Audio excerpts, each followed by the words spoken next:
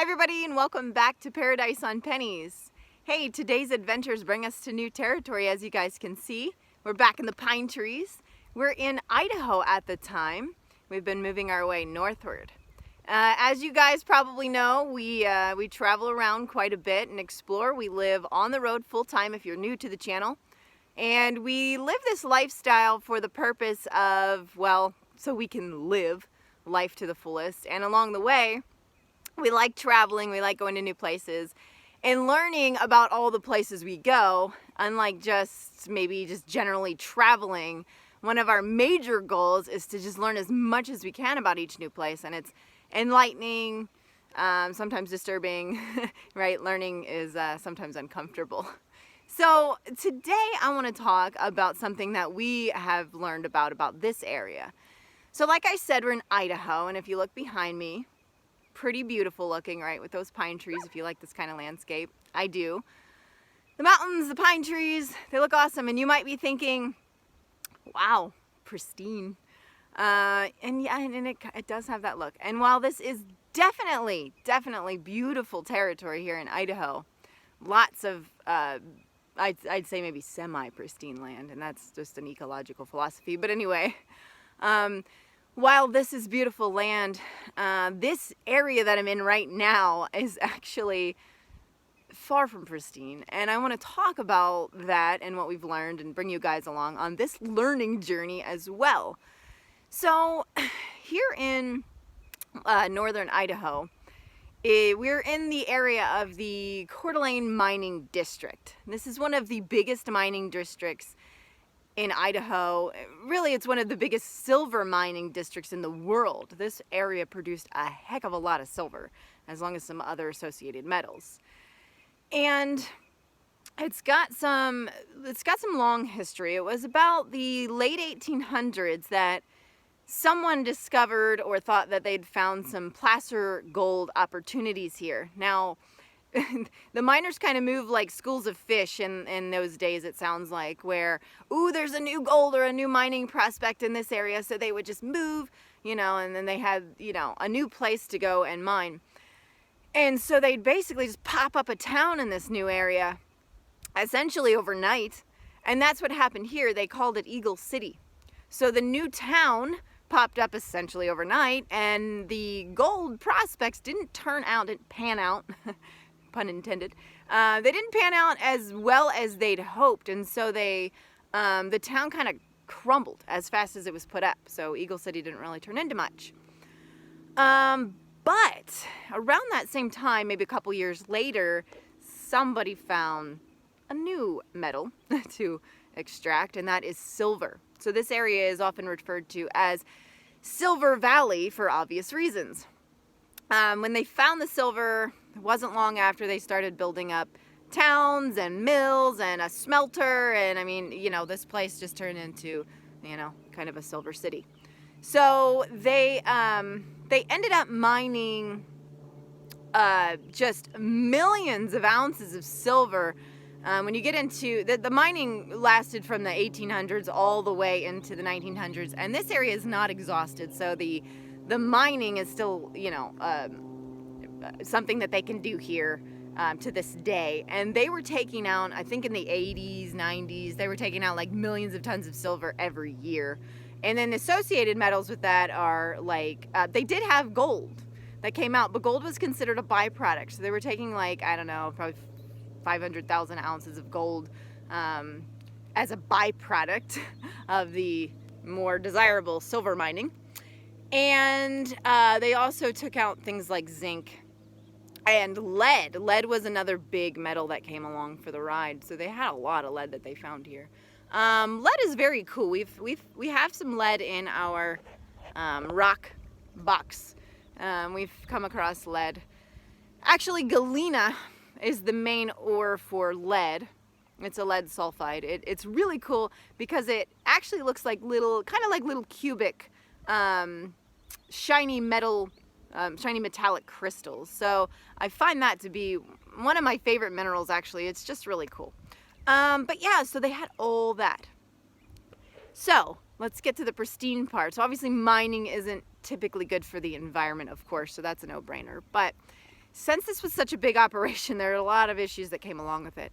And this area is now designated a Superfund. Well, in the area, there's a Superfund site. I think it's like 45 miles of the valley, and the big portion of a watershed around here is considered a Superfund site.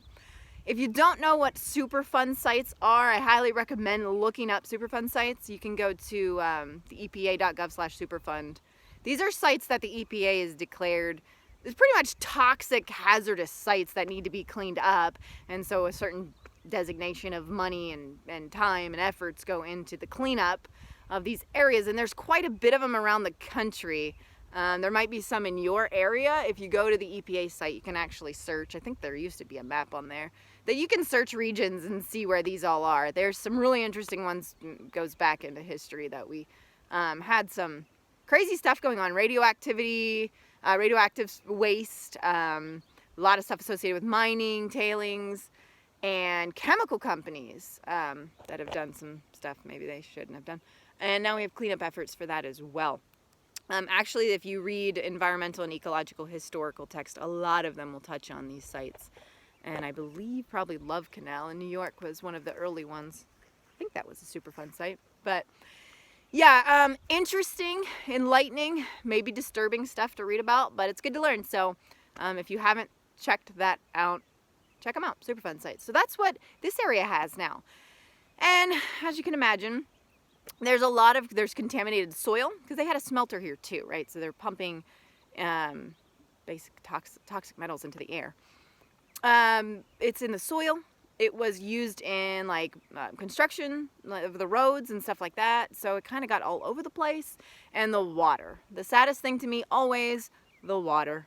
The water was heavily contaminated. They detected lead in the children's blood around here. So there's huge cleanup efforts. There was a big project, and the idea for the project was actually to take scattered mine tailings and move them, kind of consolidate them to one area. Not a total resolve, but I mean, I guess it's an effort. But I think the idea was maybe it would keep some of it out of the water. Although there's water around there, I think, too, where they're consolidating it. So I don't know how well that's going to work. As usual, a lot of these things end up being short-term solutions.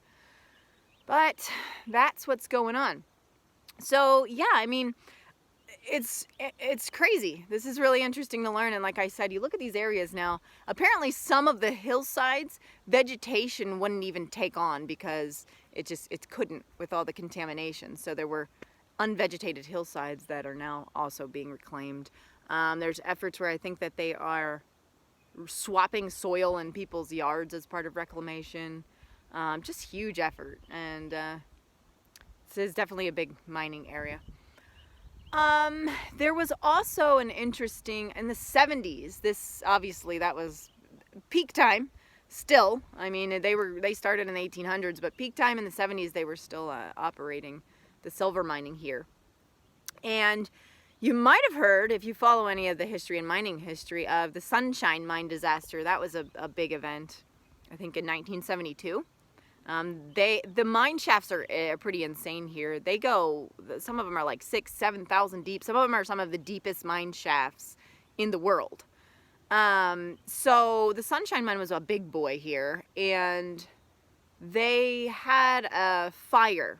I couldn't find anything that says what started the fire. They think maybe just some rubbish, maybe a cigarette or something, ignited trash, and they had a fire that started in their hard rock mine, silver mine, and a lot of them were pretty surprised by this because they didn't really expect a fire, but it was exacerbated by the fact that they were spraying polyurethane foam in I think the old mining areas where they were capping off some of those old mining channels with this stuff. So they were using that in the mine shafts, and for whatever reason they didn't think that this stuff would be a fire hazard or a hazard in the mine. That turned into a whole lawsuit and everything with the Dow chemical company, who I think manufactured that. So you can look all that up. More interesting stuff that comes from our Dow DuPont products.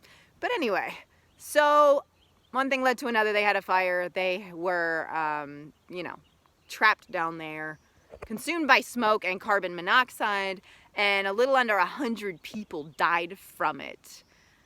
So crazy working in the mine. I don't know. Yeah, I don't think it would be as much as I love rocks. I wouldn't want to be down there. It's a little claustrophobic. So, other than that, there's lots of mines. There were like hundreds and hundreds of mines. Most of them closed down. I think just a couple major operations still exist today for the more profitable stuff. And they are expected into the future to continue to have, you know, profitable mining efforts, or at least lucrative mining efforts. Profit's a whole nother story. Lucrative mining efforts into, you know, I don't know, probably a decade or so. I don't know. They have a huge ore body here. So they have the possibility, depending on the price of the metals and stuff like that. So I just thought I would share with you guys that interesting stuff that I've learned about the area. I knew a little bit before, but since we come back to areas and we learn more and more. And like I said, fascinating, enlightening, and disturbing all in the same time. So that's it for today. That's your little learning lesson from North Idaho. I'm sure we'll have a lot more.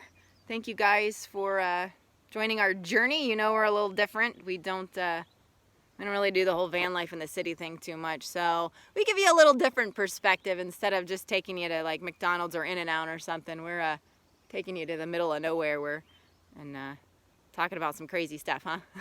So I hope you guys enjoy that little different twist we got going on here.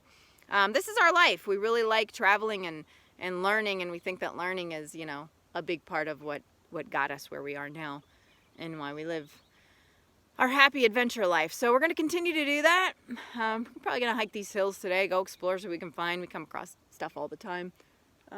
Get out there and explore and live your dreams.